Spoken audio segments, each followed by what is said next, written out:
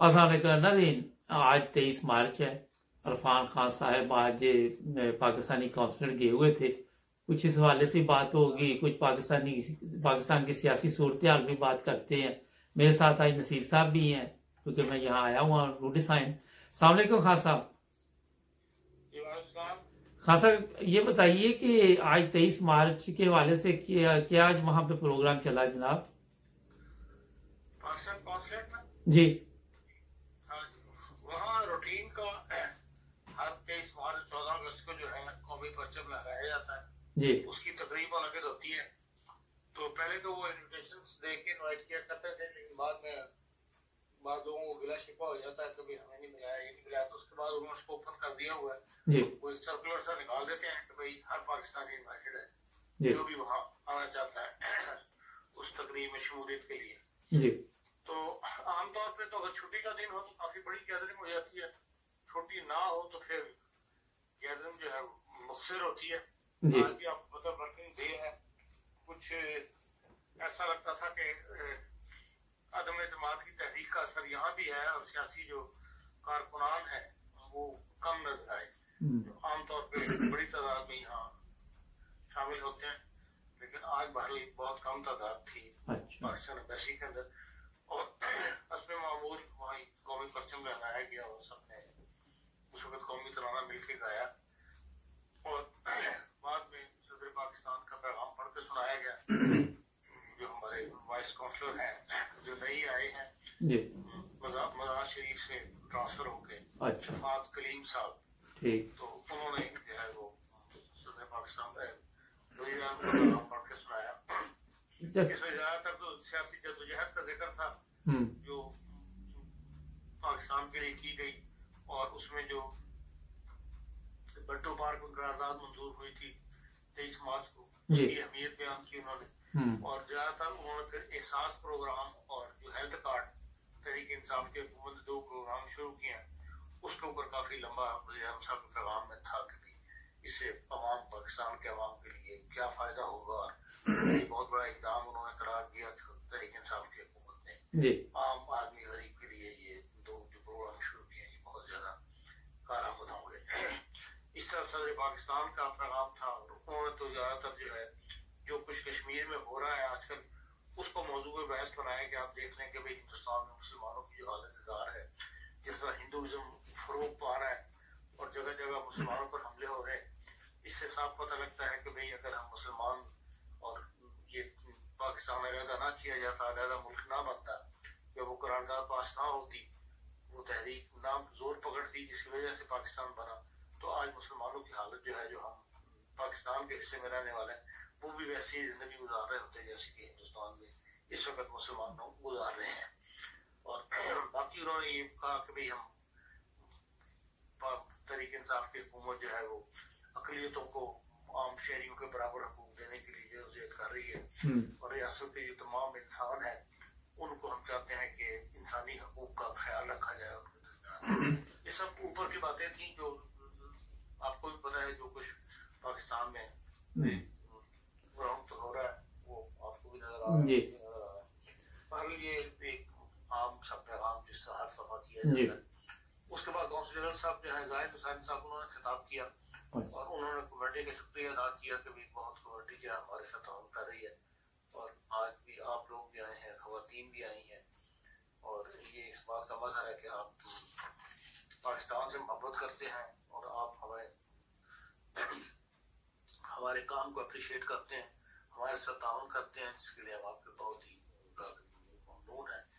और बाकी है कि हम सब मिलकर जो इकसादी तरक्की के लिए काम करना है और इसके खिलाफ तो जनरल बातें होती हैं। बाकी है कि लोग जो आम आपकी शहर है वहाँ पर भी एक ट्रेड का ट्रेड डेवलपमेंट अथॉरिटी से काम किया पाकिस्तान ने, वो एजाजी है, मिस्टर माथियोस जर्मन है, वो पाकिस्तान के ट्रेड को बढ़ाने के लिए काम कर रहे हैं। वो भी आज तकरीब में आए हुए थे, खिताब तो नहीं किया लेकिन वहाँ मौजूद थे, और उनसे मेरी कुछ गुफ्तगू हुई कि पाकिस्तान के जो ट्रेड है उसकी सूरत हाल किया और आपके ज़हन में क्या प्लान है यहाँ ट्रेड बढ़ाने के लिए। तो बहरहाल वो अभी तो नया दफ्तर उन्होंने कायम किया, लेकिन बाद की प्लानिंग वो ज़हन में रखते हैं कि भाई पाकिस्तान की जो तिजारत है वो इम्पोर्ट जब काम कर रहे हैं। उसके बाद वही खाना पीना था। अच्छा। और केक काटा गया पाकिस्तान एम्बेसी की तरफ से, केक बहुत बड़ा था, थोड़े इसलिए सबको मौका दिया कि सब उसके काटे। पर जो सिंपल हमारी तकरीब होती है वैसी आज की तकरीब थी। अच्छा खान साहब, मैं पिछले दिनों सोशल मीडिया पे एक वीडियो देख रहा था पिछले साल की कि 23 मार्च का हमारी जो अवाम है, जो आज के लोग हैं, आज के बच्चे हैं या बड़े हैं, उनको इल्म ही नहीं कि 23 मार्च को क्या हुआ। तो इसकी क्या वजह कि हम इन जो स्कूलों में या कॉलेजों में इन बच्चों को बता ही नहीं सके कि करारदाद मंजूर हुई थी? देखिए बताया तो जाता है, कम से कम पाकिस्तान का जो चैप्टर है वो तो कोर्स में मौजूद है, लेकिन ये है कि वो छोटी उम्र में पढ़ा देते हैं। उसके बाद जिसको तारीख से इंटरेस्ट है वो तो उसको मुताला करता है, मजीद उसकी जानने की कोशिश करता है, वरना आमतौर पर नहीं करते। लेकिन आप ये देख लें कि खाली यही नहीं है, दुनिया के हर फील्ड के अंदर पाकिस्तान का मामला में पीछे है। जो कुछ टेलीविजन वहां पे आपको पता है कि रमजान में भी 14 अगस्त को भी 23 मार्च को भी सड़कों में निकल जाते हैं लोगों से, आम लोगों को पूछते हैं और लोगों को कुछ पता नहीं होता, कोई उनको बस मालूमात नहीं होती ना पाकिस्तान की। हत्ता कि जो पाकिस्तान के अक्सर लोगों को पाकिस्तान के सरबराह के नाम तक नहीं आता। तो ये सेटबैक है कि हमें जो बाहर जो तहरीक पाकिस्तान है उसको ज्यादा मुताला है पाकिस्तान, आगे जाके तो पढ़ाया जाता है, वो वही पढ़ता है जिसने अपना सब्जेक्ट किया हो मुताला पाकिस्तान का। लेकिन जो बेसिक चीज है पाकिस्तान का बनना ये है, वो हर पाकिस्तानी को पढ़ाना चाहिए, मतलब हर स्कूल में पढ़ाना चाहिए और हर क्लास के अंदर जो है वो दर्जा बदर्जा उसको लोगों को पढ़ाया जाए ताकि उनको पता लगे कि हाँ इब्तिदा कहाँ से हुई तो और कैसे कैसे तहरीक बनी, फिर मंडो पार्क में क्या हुआ, मंडो पार्क जरूरत क्यों पेश आई, उसके हालात को लिखने वाले कौन थे। आज तो यही बहस होती है कि भाई जो वली खान साहब थे उन्होंने ये साबित किया कि ये तहरीक जो करारदाद थी ये सर गफरुल्लाह खान साहब ने लिखी थी, उसके ऊपर ही दुनिया भड़क उठी। उस पर मुजीबुर रहमान शामी और आपके वो जो है कई जर्नलिस्ट जो है वो इस बात को नहीं मानते।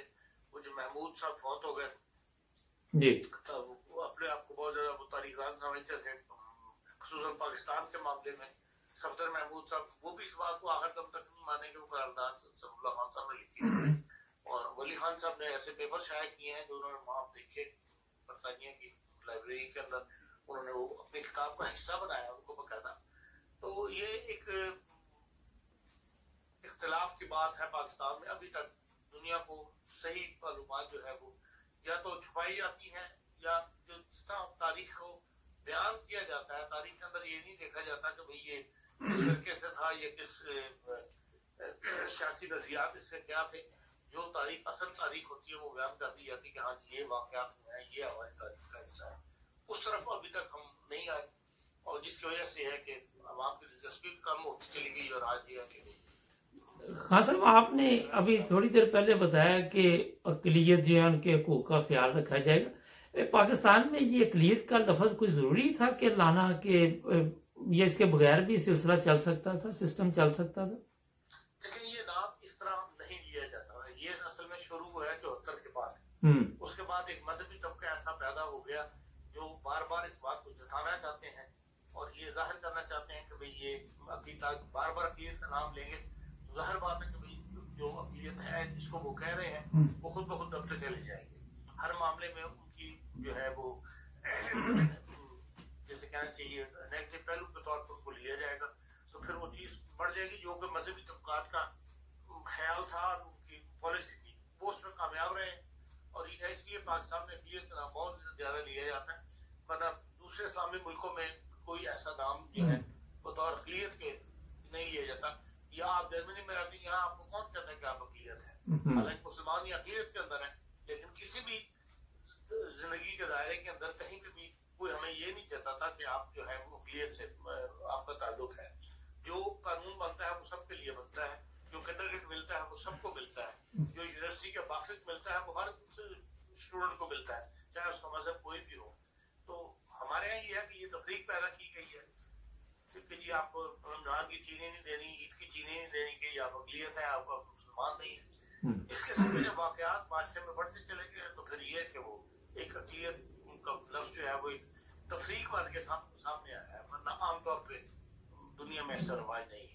एक ब्रेक है, ब्रेक के बाद आपकी खिदमत दोबारा होते हैं। खान साहब लाइन पे थे जी, ब्रेक के बाद आपकी खिदमत दोबारा। नसीसा कुछ पूछना चाह रहे हैं? खान साहब ये बताइएगा कि यहाँ भी किसी अवाम में बेचैनी सी महसूस हुई है जो सियासी हालात है पाकिस्तान, किसी ने कुछ कहा हो या पार्टीबाजी महसूस हो रही हो यहाँ?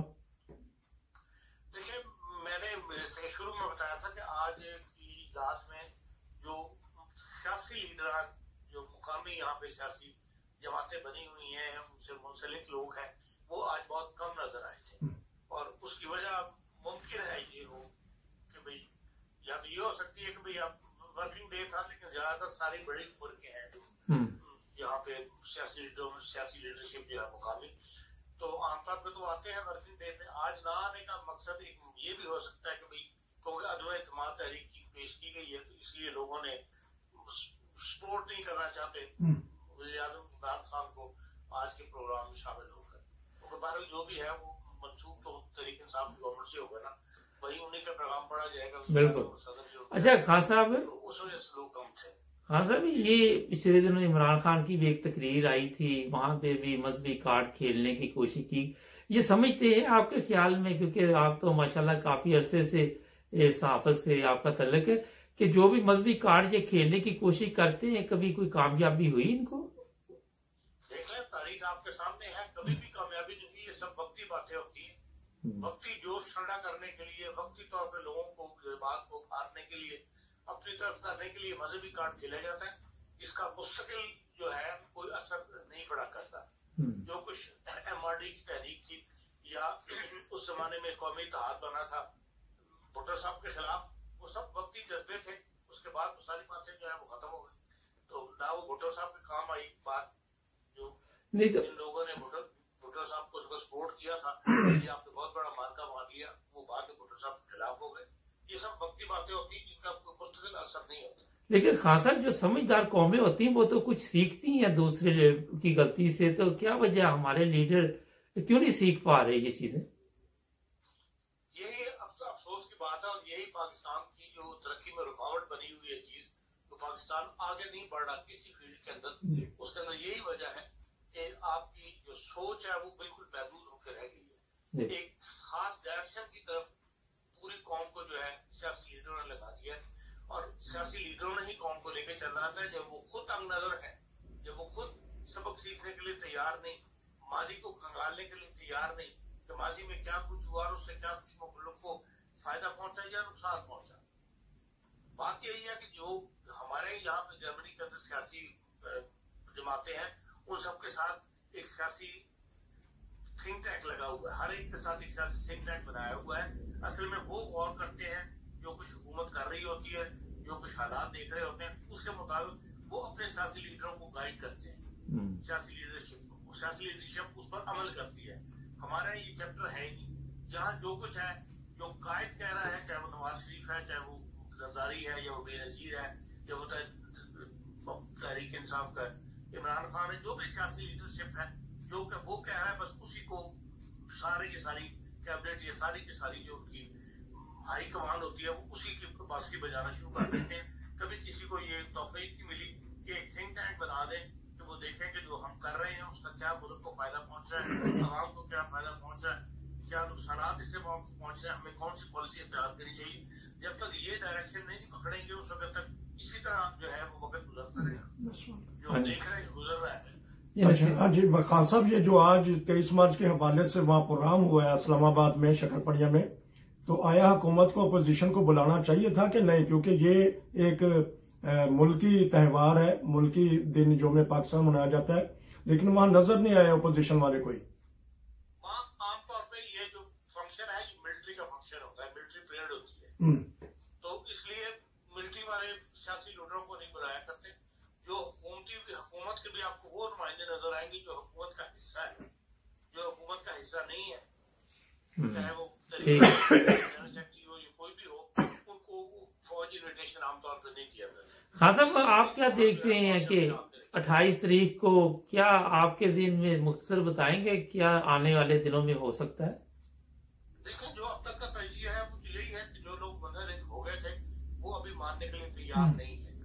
कल भी जो इंटरव्यूज टीवी वगैरह पे देखे हैं उससे यही पता लगा कि भाई ना तो उनके मुनहरिफ होने वाले तहरीक इंसाफ के लोग वापस आने के लिए तैयार है और ना ही जो इत्तेहादी जमातें हैं कायदे-ए-आज़म मुस्लिम लीग या काफ लीग या अपने MKM वाले, वो भी उन्होंने भी यही कहा कि हम अपोजिशन के साथ इत्तेहाद करेंगे। तो उसमें बज़ाहिर यही नजर आता है कि ये जो पॉलिसी तरीके में एतमाद है ये पास हो जाएगी और शायद।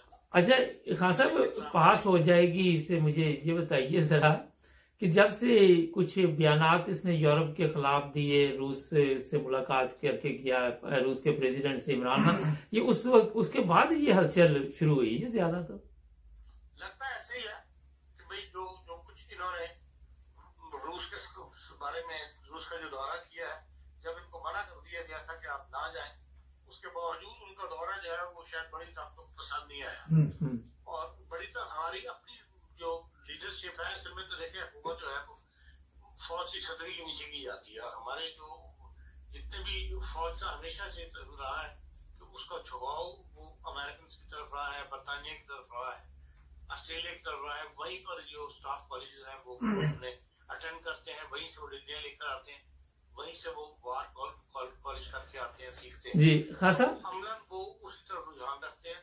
लेकिन ये है कि मौजूदा हुकूमत जो है ये बिल्कुल उनके उलट चल रही है और जो कुछ कल चाइना ने तकरीर की है चाइनीज वज़ीर ख़ारिजा ने, उसको भी कोई मगरबी ताकतें पसंद नहीं करेगी। उसने एक ऐसा प्लेटफॉर्म इस्तेमाल किया है जिसमें 57 मुस्लिम ममालिक बैठे हुए थे और वहां पर उस सबको दावत दी है कि हम आपके साथ चीन ताउन करने के लिए तैयार है और आपकी मुश्किलात हल करने के लिए तैयार है, मिलकर काम करने के लिए तैयार है, ट्रेड बढ़ाने के लिए तैयार है। तो ये सब बातें वो है कि एक किस्म का चाइनीज ब्लॉक को सपोर्ट करेगी और जब भी चाइनीज और उसका जो मोरिक बना है वो पाकिस्तान बना है, तो उसने उनको इन्वाइट किया चीन को। तो ये बातें ज़्यादा मगरबी ताकतों को नहीं पसंद आती, तो फिर वो लाजमी ऐसी कोशिशें करते हैं कि फिर अपना बदला ले आते हैं। हाँ सर, ये बताइए कि लोगों के मजहब के फैसले तो ये करते हैं कि आप मुसलमान नहीं, आप फलां, ये खुद जिस तरह बिक रही है वहां पे वो मंडी लगी हुई है, जिस तरह बड़ी ईद पे मंडी लगती है, बैल की कीमत 15 लाख, इनकी 15 करोड़ है, 20 करोड़ है। तो यहाँ पे कोई पाकिस्तान का कानून, कोई अखलाकियात किसी को याद नहीं आती, जरा बताइएगा मुख्तसर। नहीं, किस सियासी लीडर में या किस MPA MNA में आपको इखलाक नजर 50वें दफा ये मौके पैदा हुए कि किसी को तिलावत तक करनी नहीं आती, अगर किसी ने की तो गलत की है। मजहब के मामले में कोरे हैं बिल्कुल, इनको कहते हैं बेसिक कौम भी पूरी पूरी जो है वो पटरी से उतरी हुई है और के मामले में मौलवी को आगे कर दिया है। जनाजा पढ़ाना है तभी मौलवी आगे किया, निकाह पढ़ाना तभी मौलवी आगे कर देते हैं और खुद किसी को दीन सीखने या मजहबी अकायद जानने के लिए कभी किसी ने कोशिश नहीं की। इसीलिए मौलवी का गुलाम है, जो मौलवी कहता है वो कर देता है। एक तरफ आप देखें कि आप नई बिल्डिंग बना रहे हैं, उसको बहुत बड़ा अपने आप को मार्का करार दे रहे हैं कि ला नबी वादी हमने लिख दिया उसके ऊपर, स्पीकर की सीट के ऊपर, और जो लोग बैठे हैं उन्हें पता ही ला नबी वादी का मतलब क्या है। किसी एक को दुरूद शरीफ नहीं आता, किसी एक को मैंने नहीं देखा कि कभी किसी ने कुरान की तिलावत की हो तो सही की हो। जहाँ भी लफ्ज बोलना हो वहां पे उर्दू का तर्जुमा पढ़ देते हैं।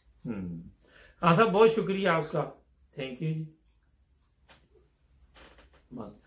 अच्छा नाज़रीन, प्रोग्राम का वक्त खत्म हो रहा है। आज आपको जिस तरह बताया गया था कि मैं भी रूडी साइड में जर्मनी में हूँ। हालात ये पाकिस्तान के जिस तरह खान साहब ने बताया, उनकी हंसी भी निकल गई। मैंने जब अखलाकियात का जिक्र किया, मगर दावे बड़े बड़े, काम कोई भी नहीं नजर आ रहे आपको। और इमरान खान की यही वजह थी, 3 हफ्ते पहले मैंने आपको बता दिया था कि अगर थोड़ा ये अपने आप पे कंट्रोल करेगा। वही बात खान साहब ने भी बताई कि जब इतने ममालिक के साथ आपने ले लिया पंगा, तो अब वहां पे क्या हो सकता है।